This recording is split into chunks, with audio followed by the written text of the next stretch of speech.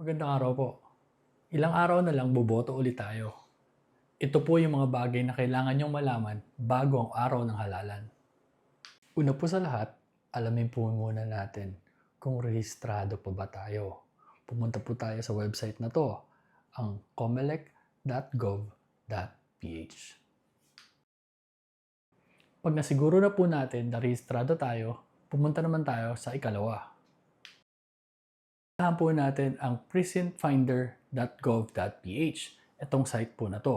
At doon, sasagutin po natin yung mga katanungan na itatanong nila tulad ng pangalan, birthday, at yung sa inyong lugar.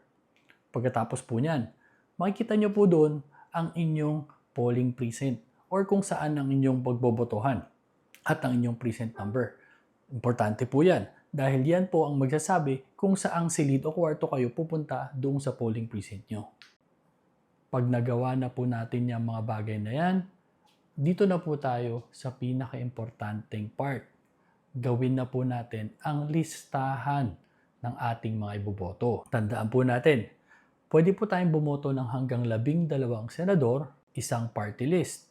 Pag sa lugar nyo ay kailangan bumoto ng isang gobernador at isang vice-gobernador, isang mayor at isang vice mayor, isang congressman, at kung ang sa lugar nyo ay konsehal bang iboboto o mga board member.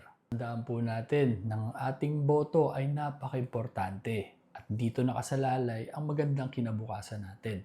Huwag po natin isasawalang bahala at huwag po natin ibebenta ang ating boto. Munting paalala lang po. At dahil dyan, pag ginawa nyo tatlong bagay na ito, ay handa na po tayo para sa araw ng halalan. Hanggang sa susunod na video na lang po. Paalam!